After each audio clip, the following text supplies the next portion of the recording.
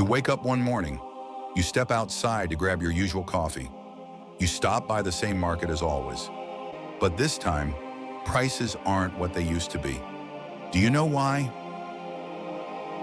Most people think it's just the economy, but it's not. It's an invisible force, one that shapes human behavior.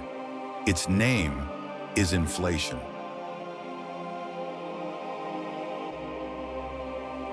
Prices are rising. Your paycheck no longer lasts until the end of the month. This isn't just happening where you live. It's everywhere. In America, Europe, Asia, people are asking the same question. Where is my money going? The answer is simple, yet deeply unsettling. Global inflation is quietly shrinking personal freedom. At that moment, people begin to realize control is no longer in their hands. It's in the hands of those who print money and issue debt. Once upon a time, money was tied to something real. Gold. It could be measured, weighed, compared, and it symbolized trust. But in 1971, the world broke that chain. From that day forward, money stopped being value and became a promise.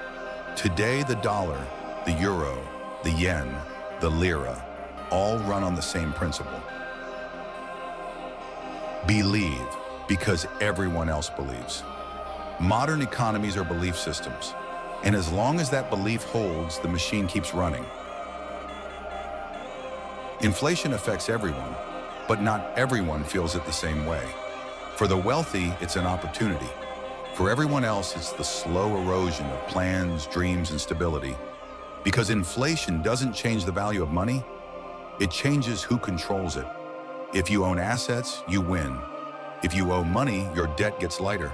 But if you save, you lose. Because the system has one simple rule. Those who wait, lose. Governments, corporations, and banks see inflation differently than you do. For them, a little inflation keeps everything alive. Rising debt levels encourage spending, and spending keeps markets moving.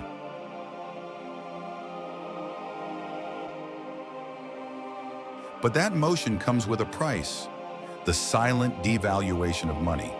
That's why fighting inflation actually means managing it, not eliminating it.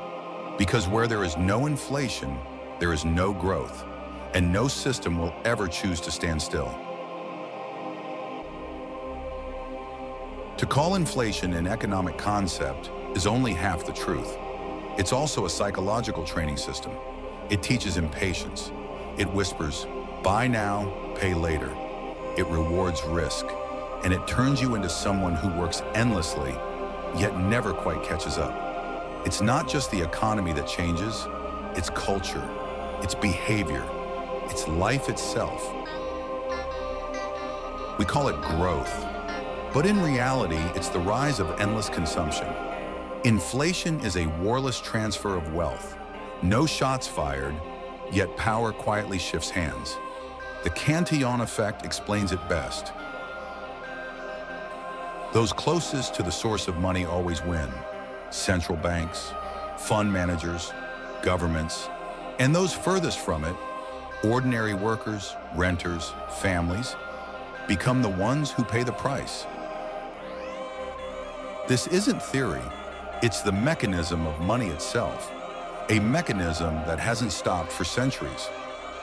Every modern economic system depends on money. Without it, everything collapses. But the path money takes slowly consumes us. Inflation is the heartbeat of a debt-driven world. With every pulse, a little wealth and power change hands. How inflation affects you depends entirely on where you stand in society. So the real challenge isn't to escape it, but to understand how it works before it takes control of your life. Inflation is a ruthless illusion of growth. Once you recognize it, its power over you begins to fade.